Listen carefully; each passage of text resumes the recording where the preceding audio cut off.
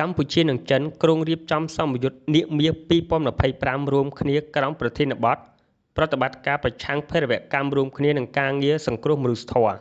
ខណៈការធ្វើសម្ពយុទ្ធយោធានេះក៏មានការប្រើប្រាស់មនុស្សយន្តប្រភេទវះកាត់និងគ្រឿងយន្តគ្មានមនុស្សបើកដើម្បីចូលរួមហាត់សមផងដែរ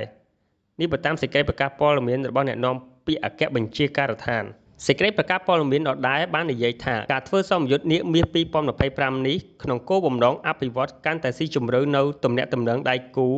កិច្ចសហប្រតិបត្តិការយុទ្ធសាស្ត្រគ្រប់ជ្រុងជ្រោយការផ្លាស់ប្តូរបទពិសោធន៍ការពង្រឹងទស្សនៈសន្តិសុខការលើកកម្ពស់សមត្ថភាពប្រយុទ្ធជាក់ស្ដែងរវាងកងទ័ពប្រទេសទាំងពីរក្នុងការប្រយុទ្ធប្រឆាំងអំពើភេរវកម្មបើតាមសេចក្តីប្រកាសខាងលើឲ្យដឹងដែរថាសម្ពយុទ្ធនេះ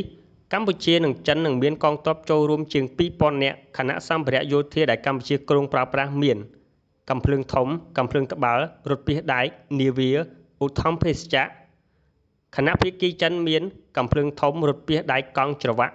គ្រឿងយន្តគ្មានមនុស្សបើកមនុស្សយន្តប្រភេទវះកាត់ឆ្កែយន្តឧទ្ធម្ភាគចក្រ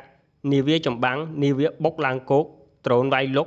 រួមទាំងសម្ភារៈផ្សេងទៀតការធ្វើសម្ពយុទ្ធយោធានាគមាស2025រវាងកម្ពុជាចិននេះក៏នឹងចាប់ផ្ដើមនៅថ្ងៃទី14ខែឧសភារហូតដល់ថ្ងៃទី28ខែឧសភាឆ្នាំ2025ដោយធ្វើឡើងនៅទីតាំងចំនួន2ផ្សេងគ្នាដោយទី1ជាសម្ពយុទ្ធលើគោកនិងអាកាសដែលធ្វើនៅមជ្ឈមណ្ឌលហ្វឹកហ្វឺនកងរាជអាវុធហត្ថខេត្តកំពង់ឆ្នាំងនិងទី2ជាសម្ពយុទ្ធសមុទ្រនិងអាកាសដែលធ្វើនៅលើផ្ទៃសមុទ្រនិងដែនអាកាសកម្ពុជាដែលស្ថិតក្នុងភូមិសាស្ត្រខេត្តព្រះសីហនុ